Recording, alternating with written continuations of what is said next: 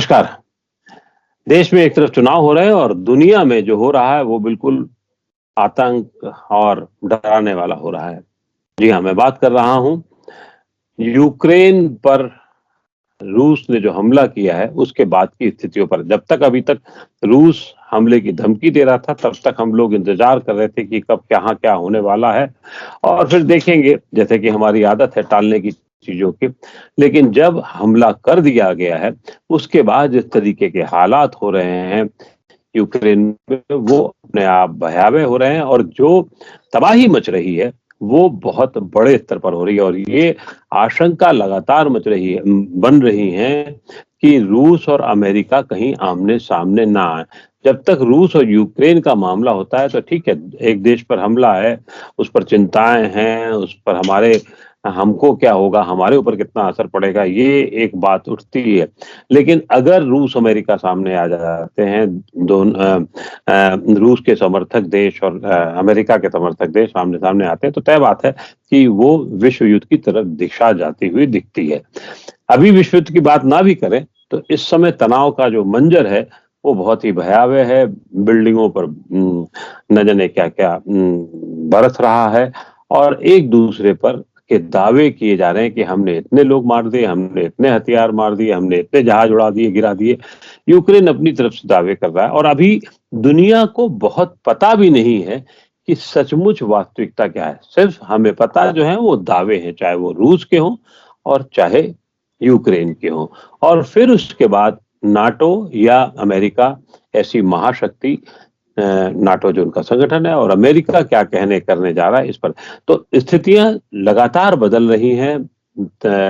जो जिस हालत में बदल रही है उससे पहले बहुत कुछ और हो, हमें समझना जरूरी है।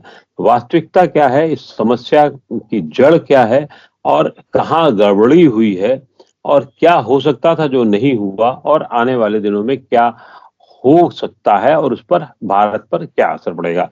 इन सब बातों पर हमें बताने के लिए या कहूँ मैं कहूँ तो ज्ञान देने के लिए, ज्ञान देने का मतलब ये है नहीं है कि अपना, लेकिन क्योंकि बहुत सारी चीजें इनके स्पष्ट हैं, उन सज्जन से आपकी बातचीत कराते हैं करते हैं जो इन सबको जानते हैं। जी हाँ, मैं बात कर रहा हूँ दिलीप सिन्हा साहब की।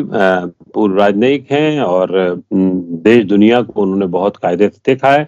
दिलीप जी, बहुत बहुत आभार नवोदय टाइम्स पंजाब किसी से बातचीत करने के लिए। अ, अभी जो मैं पहला बेसिक सवाल, क्योंकि कई बार कई लोगों को ये हो सकता है मैं थोड़ा बहुत जानता भी हूँ, लेकिन हमारे दर्शक वर्ग हो सकता है कि बहुत सारी चीजें नहीं जानते हों। तो ये समस्या है क्या जो अभी रूस को अचानक यूक्रेन पर, अचानक भी नहीं कहूंगा मैं क्योंकि पीछे काफी इतिहास है इसके पीछे, तो यूक्रेन पर हमला करना पड़ा, इसकी वजह क्या आप बता सकते हैं? इसके दो कारण कहे जाएंगे। एक है कि यूक्रेन में जो रूसी अल्पसंख्यक आबादी है, जो लगभग 17% है वहां की आबादी, और कुछ क्षेत्रों में केंद्रित है, क्राइमिया में थी और दूसरी ये डोनबास का जो पूर्वी क्षेत्र है वहां पर। एक तो उनकी सुरक्षा का सवाल था, जो पुतिन ये मानते हैं कि उनकी जिम्मेवारी है कि उनको सुरक्षा प्रदान करें। और दूसरा मुद्दा था यूक्रेन का नेटो में शामिल होना। यदि यूक्रेन नेटो में शामिल होता तो नेटो के जो मिसाइल्स हैं वो आकर के यूक्रेन में स्थापित हो जाते। अब पुतिन का ये कहना है यदि ऐसा होता तो रूस की संप्रभुता और रूस की सुरक्षा पर बहुत बड़ा खतरा होता और इस प्रकार के मिसाइल को स्थापित करना रूस के लिए बिल्कुल ही स्वीकार्य नहीं था। तो इन दो मुद्दों को लेकर पुतिन ने यह कार्रवाई की है। अधिकांश कई लोगों को ये विश्वास था या उनका ये मानना था कि पुतिन सैन्य कार्रवाई नहीं करेंगे, वो केवल धमकी देकर अपना अपना अपना उल्लू सीधा कर लेंगे। लेकिन ऐसा नहीं हुआ। अब उन्होंने सैन्य कार्रवाई कर दी है और सैन्य कार्रवाई को उन्होंने कहा है कि ये स्पेशल मिलिट्री ऑपरेशन है to protect the Russian minority. लेकिन जो सैन्य कार्रवाई है वो केवल रूसी अल्पसंख्यक क्षेत्र में नहीं है, जो सैन्य कार्रवाई हुई है वो यूक्रेन के अन्य शहरों पर भी हो रही है, कीव पर हो रही है, खार्किव पर हो रही है, ओडेसा पर हुई है। अभी ये स्पष्ट नहीं है कि ये कार्रवाई कितनी गंभीर है या इस पे क्या कुछ देर बाद रूस की सेना भी यूक्रेन में घुस आएगी, ये हमें देखना होगा। लेकिन हमें ये अब मान के चलना होगा कि रूस थोड़े समय में यूक्रेन पर पूरी तरह से कब्जा कर लेगा। मैं इसको थोड़ा सा और पीछे ले जाना चाहूंगा, क्योंकि यूएसएसआर जब था और अर्सवाइल की बात करें, फिर यूक्रेन अलग हुआ। यूक्रेन के शुरुआती दौर में तो ठीक संबंध थे, लेकिन बाद में जो गैस और पाइपलाइन को लेकर के और उसके व्यापारिक स्थितियों को लेकर के स्थितियां बिगड़ी और फिर धीरे यूक्रेन नाटो की शरण में जाने की कोशिश करने लगा, क्योंकि अभी नहीं हो पाया, जाने की कोशिश करने लगा। ये विवाद को भी थोड़ा सा समझना जरूरी है ताकि स्थितियां स्पष्ट हो सके। देखिए, इतिहास तो बहुत लंबा है, लेकिन यदि हम द्वितीय महायुद्ध से शुरू करें या हिटलर की जर्मनी से शुरू करें, जब हिटलर ने आक्रमण किया था पूर्वी यूरोप पे, तो पूर्वी यूरोप के जो छोटे छोटे देश हैं जैसे यूक्रेन है, पोलैंड है, छोटे तो नहीं है, बड़े ही देश हैं, लेकिन रूस और छोटे देश कहे जाएंगे, तो उन्हें लगता था कि हमारा मुख्य दुश्मन जो है वो जर्मनी है और उससे हमें सुरक्षा चाहिए, तो ये देश रूस की ओर झुके। जब जर्मनी हार गया और जर्मनी पर रूस का कब्जा हो गया, तो पूरे पूर्वी यूरोप पर रूस का कब्जा हो गया। तो लगभग 40-45 वर्ष पूर्वी यूरोप पर रूस का आधिपत्य रहा। तो इस समय में यहाँ की जो जनता थी पोलैंड और यूक्रेन वगैरह की, वो रूस विरोधी हो गए, तो जर्मनी को भूल गए, उन्हें अब जो अपना दुश्मन नजर आने लगा वो रूस नजर आने लगा। तो जब सोवियत संघ का विघटन हुआ तो ये सारे देश अलग हो गए। लेकिन उस समय आता है कि अमेरिका ने आश्वासन दिया था कि नेटो पूर्वी यूरोप में नहीं आएगा, लेकिन पूर्वी यूरोप के देश ये मानते थे कि रूस का खतरा उन पर बना हुआ है, इसलिए वो बहुत ही बेताब थे कि किसी तरीके से नेटो में हम शामिल हो जाएं। तो धीरे धीरे सारे के सारे देश, अधिकांश पूर्वी यूरोप देश शामिल हो गए नेटो में, की जो सदस्यता थी वो लगभग दुगनी हो गई। यूक्रेन भी कोशिश कर रहा है कि वो नेटो में शामिल हो जाए। यहां तक पहुंचते पहुंचते करीब 20-25 साल लग गए हैं। इन 20-25 सालों में रूस पुतिन के अधीन एक मजबूत देश बन के उभर गया है। अब पुतिन एक मजबूत नेता के रूप में उभरे हैं।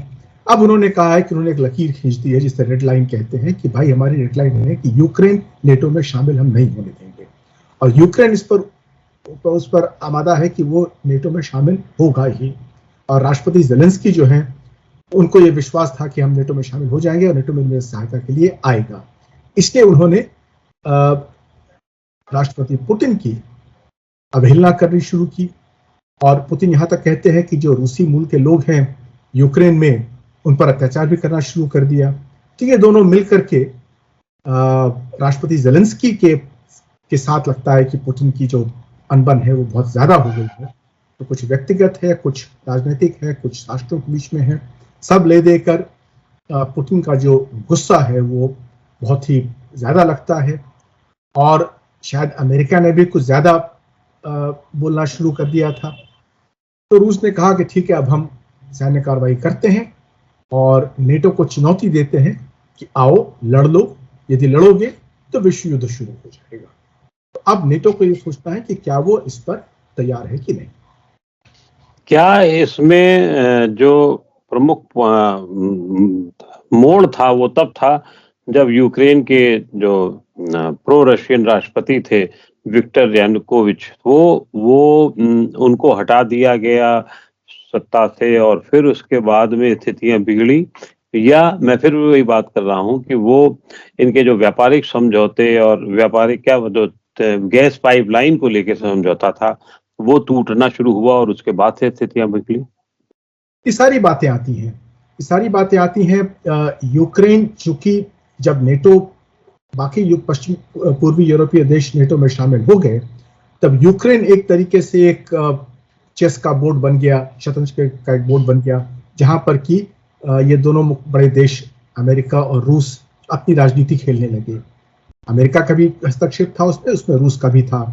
और यूक्रेन में दोनों पक्ष के समर्थक लोग रहते हैं, कुछ जो प्रो रशिया हैं और कुछ जो प्रो अमेरिका हैं। तो दोनों मिलकर के ये जो चोर सिपाही का खेल होता है ये खेल रहे थे। लेकिन इसमें यह हमें मान के चलना होगा कि यूक्रेन में कई लोग ऐसे हैं जो रूस विरोधी हैं और जिन्होंने ज़ेलेंस्की को वोट दिया चुनाव में, और जो रूसी समर्थक राष्ट्रपति थे वो चुनाव में हार के अलग हो गए। तो ज़ेलेंस्की एक छोटे देश के राष्ट्रपति, उन्हें शायद ये समझना चाहिए था कि वो किस हद तक रूस को चुनौती दे सकते हैं और नेटो कहां तक उनकी सहायता करेगा यदि पुतिन उसमें वहां सैन्य आक्रमण करते हैं। लेकिन क्या ये भी सच है कि यूक्रेन पर जो आरोप लग रहा है वो ये कि वेस्ट की कठपुतली बनकर के काम कर रहा है, रशिया का खास तौर से यही आरोप रहा है, रूस का आरोप रहा है, इस पर इस बात को आप कितनी गंभीरता से लेते हैं? यूक्रेन के कुछ नेता निश्चित रूप से प्रो अमेरिकन हैं, जैसे ज़ेलेंस्की, जो कि कोशिश कर रहे हैं कि यूक्रेन नेटो में शामिल हो जाए, और वो रूस से पंगा लेने में पीछे नहीं हटे। वो राजनीति के नहीं है, उनका जो बैकग्राउंड है आप जानते ही हैं कि वो स्टैंड अप कॉमेडियन थे, तो उनकी राजनीतिक समझ भी ज्यादा मजबूत नहीं है। तो ऐसे में शायद उन्होंने ज्यादा बढ़ चढ़ के बोली लगा दी और अब वो उसमें फंस गए, क्योंकि वो फंस। जी, आप कुछ कह रहे हैं? वही कि अब उन्हें जो उम्मीद थी कि नेटो के समर्थन से वो रह पाएंगे, अब वो उस पर एक चुनावी सवाल लग गया है, क्योंकि प्रश्न चिन्ह लग गया है, क्योंकि रूस ने अब सैन्य कार्रवाई कर दी है और अब नेटो को मालूम है कि पुतिन को रोकने का एक ही तरीका है, वो है सैन्य हस्तक्षेप, जिससे कि महायुद्ध का खतरा हो जाता है। लेकिन अब जब यूक्रेन के राज्यों को कहिए या हिस्सों को कहिए, डोनेट्स्क को लुहांस्क में वहां कब्जा इनका रूस का हो गया और अब तो हजारों की संख्या में टैंक वहां जा रहे हैं और आगे भी उनका विस्तार हो रहा है, तो क्या इसका अंत अभी की स्थिति में देख रहे हैं कि यूक्रेन पर रूस का कब्जा हो जाएगा, या इसके पहले जिस नाटो के सहारे या अमेरिका या वेस्ट वर्ल्ड के सहारे यूक्रेन लड़ रहा था उससे कुछ कार्रवाई होगी, या ये कि सिर्फ कहे सुनी के हो करके आर्थिक प्रतिबंध लगा करके बात खत्म की जाएगी और वो विश्व युद्ध तक मामला नहीं पहुंचेगा? आपको क्या संभावना लगती है? देखिए, अभी तक जो वक्तव्य आए हैं पश्चिमी नेताओं के, अभी थोड़ी पहले प्रधानमंत्री बोरिस जॉनसन ने एक वक्तव्य दिया जिसमें उन्होंने सैन्य कार्रवाई की बात नहीं की है, और सारे पश्चिमी देश अभी तक केवल प्रतिबंध लगाने के, सैंक्शंस लगाने की बात कर रहे हैं, सैन्य कार्रवाई की बात नहीं कर रहे हैं। ऐसा लगता है कि रूस की जो सैन्य कार्रवाई है वो जितनी चाहेगा उतनी कर लेगा, क्योंकि यूक्रेन में इतनी क्षमता नहीं है कि वो रूस का मुकाबला कर सके, हवाई जहाज का या कि टैंक का। तो यूक्रेन पर रूस का सैन्य कब्जा तो हो जाएगा। उसके बाद पश्चिमी देश केवल सैंक्शंस लगा सकते हैं, आर्थिक कार्रवाई कर सकते हैं, तनाव बना सकते हैं और कोशिश करते हैं, जैसे उन्होंने अफगानिस्तान में किया था या रूस ने वियतनाम में किया था, कि गुरिल्ला वॉरफेयर शुरू कर सकते हैं। अब मुझे ये नहीं मालूम है कि यूक्रेन में गुरिल्ला वॉरफेयर की परिस्थिति हो सकती है या नहीं हो सकती है। आजकल तो कई जगह हो सकती है और की जाती है। पश्चिमी देशों का प्रयास ये रहेगा कि जो कहते हैं कि यूक्रेन को रूस का ग्रेवयार्ड का कब्रिस्तान बना दिया जाए, ताकि वहां पर रूस को खूब नुकसान पहुंचाया जाए तो लंबे समय तक। ये नीति हो सकती है, क्योंकि यही नीति जैसे इराक में ये जो इस्लामी संगठन है उन्होंने लगाई, अमेरिका के खिलाफ लगाई, अफगानिस्तान में पहले अमेरिका, उसके पहले रूस के खिलाफ हुई थी, फिर वियतनाम में। तो ये नीति हो सकती है और यही नीति होगी मेरे ख्याल से, क्योंकि आज की तारीख में मुझे नहीं लगता है कि नेटो हवाई जहाज भेजकर या मिसाइल भेजकर रूस की वायुसेना पर टक्कर लेने की हिम्मत करेगा या उसकी मंशा होगी। मतलब ये आपको आशंका लगती है कि पश्चिमी विश्व जो है, वो वर्ल्ड जो है, वो दूर बैठ के तमाशा देख सकता है या कुछ थोड़ी बहुत धमकी दे सकता है, इससे ज्यादा आगे नहीं बात आने वाली? ऐसा प्रतीत हो रहा है। अब कोई भी अटकल लगाना, मेरा तो अनुमान नहीं था कि पुतिन आक्रमण करेंगे, लेकिन आक्रमण कर दिया उन्होंने। अब बाइडेन क्या सैन्य कार्रवाई करेंगे रूस के खिलाफ? यदि करते हैं तब तो उसका परिणाम सबको मालूम है क्या होगा, कि एक महायुद्ध शुरू हो जाएगा। लेकिन करते हैं नहीं करते हैं, मुझे अभी नहीं लगता है कि वो सैन्य कार्रवाई करेंगे। तो अब संकट किस तरीके के आप देख रहे हैं विश्व पे, या विश्व के संकट जो आम आदमी देख रहा है?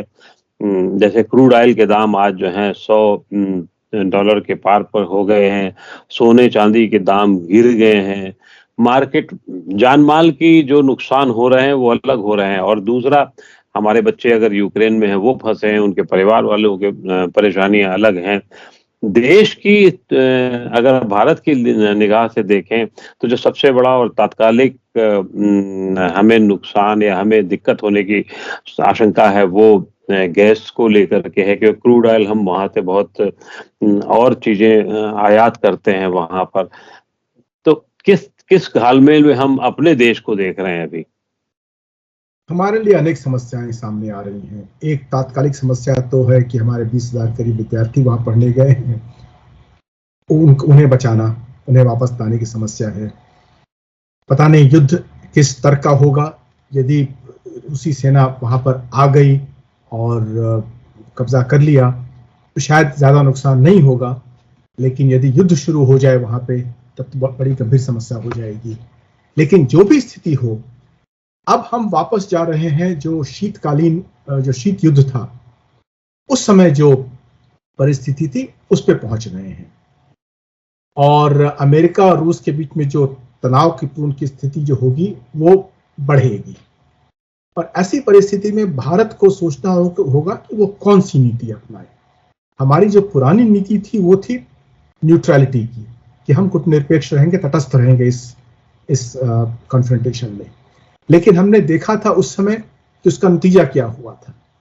हम 1950 के दशक में न्यूट्रल थे और 62 में जब चीन ने आक्रमण किया तो हम चिंता में पड़ गए। कोई नहीं था, हमारे साथ कोई नहीं था। और ये परिस्थिति आज भी है कि चीन एक आक्रामक नीति अपना रहा है। और यदि चीन ये देखता है कि पुतिन यूक्रेन पर कब्जा कर सकते हैं तो चीन भी सोच सकता है कि हम भी ताइवान और अरुणाचल प्रदेश वगैरह पर कब्जा कर सकते हैं, हमें कोई नहीं रोकेगा, क्योंकि नेटो तो आएगा नहीं, तो इसी लगे हाथों इसे भी छीन लो लेकर इससे। तो हमें यह देखना होगा कि हमारी नीति क्या होती है, हम क्या नीति अपनाएं, और हमारे जो संबंध है रूस के साथ वो भी और तनावपूर्ण हो जाएंगे, क्योंकि अभी तक हमने जैसे S-400 मिसाइल्स जो डिफेंस सिस्टम लिया है रूस से, उस पर अमेरिका हमसे नाराज है। अब तनाव जैसी और तनावपूर्ण होगी तो हमारी परिस्थिति और मुश्किल हो जाएगी और हमें चुनना पड़ेगा कि हम किसके साथ रहें।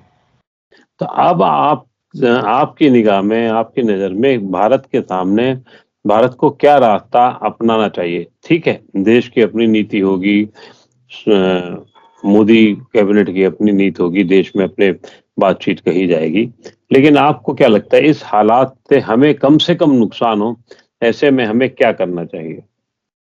मेरे विचार में हमें कोशिश करनी चाहिए, एक तो कि रूस वहां से विड्रॉ कर जाए। बहुत है तो डॉनबास का जो इलाका है जहां पर कि रूसी मूल के लोग रहते हैं वही लेकर छोड़ दे, बाकी यूक्रेन पर अपना कब्जा न करे। यदि ऐसा हो जाता है तो हो सकता है कि शांति स्थापित हो जाए। लेकिन यदि तनाव बढ़ता है और रूस यूक्रेन पर कब्जा कर लेता है और यूक्रेन की संप्रभुता समाप्त हो जाती है तो हमें फिर इस पर दोबारा सोचना पड़ेगा कि हमारे संबंध रूस के साथ कैसे होने चाहिए, और हमें आगे के बारे में सोचना होगा, क्योंकि जब तनाव बढ़ेगा तो रूस और चीन के संबंध मजबूत होंगे। हालांकि जैसे निक्सन ने किया था कि चीन को बाद में अलग कर दिया था, लेकिन वो 10-12 साल बाद हुआ था। 50 के दशक में रूस और चीन बिल्कुल एक साथ थे। तो अभी कुछ वर्ष तक तो रूस और चीन बिल्कुल एक साथ रहेंगे, क्योंकि दोनों को एक दूसरे की जरूरत है। ऐसी परिस्थिति, उस परिस्थिति में हमें देखना होगा कि हम क्या रूस के साथ चल सकते हैं और अमेरिका को नाराज कर सकते हैं, जानते हुए कि रूस और चीन का एक बहुत मजबूत संगठन है। सवाल ये भी है कि रूस को के साथ हमें चलने दिया जाएगा या नहीं दिया जाएगा, ये स्थिति बहुत साफ नहीं होगी, क्योंकि रूस और चीन तो दोनों मिलकर के दुनिया को अपने तरीके से गवर्न करने की कोशिश करेंगे। निश्चित रूप से उससे नुकसान हमारा होगा, क्योंकि रूस, चीन और उनका छुड़भैये के रूप में पाकिस्तान भी हो जाएगा उनके साथ में, या और छोटे-छोटे देश हो सकते हैं। लेकिन हमारे लिए स्थितियां विपरीत होंगी, और खास तौर से जब हमें बहुत कुछ सारा सामान और बहुत सारी चीजें आयात वहां से करनी पड़ेगी, चाहे वो सेना के स्तर पे हो या आम जीवन को लेकर के हो।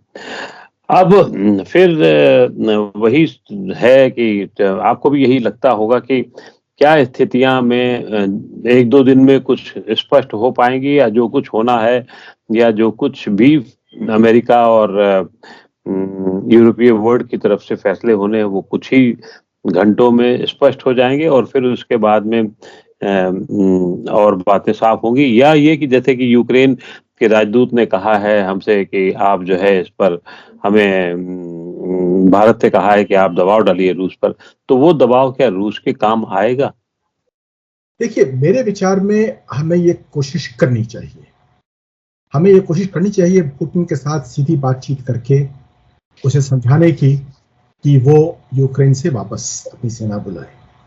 इससे 2 फायदे हैं। या तो यदि बुला लेता है तो हमारी जीत होती है उसमें कि हमने मध्यस्थता की।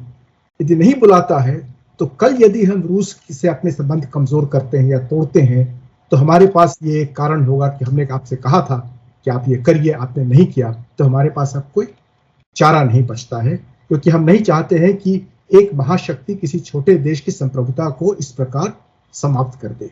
अब ये कोल्ड वॉर का जमाना नहीं रहा, जब सोवियत संघ अफगानिस्तान पर हमला कर रहा था, हंगरी पर हमला कर रहा था, चेकोस्लोवाकिया पर हमला कर रहा था। अब ये 21वीं शताब्दी है। इस युग में हम स्वीकार करने को तैयार नहीं है कि किसी देश की अखंडता और उसकी संप्रभुता पर कोई महाशक्ति आकर के आक्रमण करे और जीत जा, ताली बजा लोग। ऐसा नहीं होना चाहिए। तो उससे तो हम जब ये प्रयास करेंगे रूस के साथ, तो हमें ये एक रास्ता खुलता है हमारे लिए। जी, देखना होगा, और देखना बड़ा मतलब स्थितियां ऐसी बन रही जिसमें दुनिया को सचेत रहना होगा, और भारत को खास तौर से सचेत रहना होगा। बहुत बहुत आभार दिलीप जी आपका कि आपने नवोदय टाइम्स पंजाब केसरी के लिए समय निकाला और कुछ गूढ़ समस्याओं के धागों को खोल करके समझाने की कोशिश की। शुक्रिया।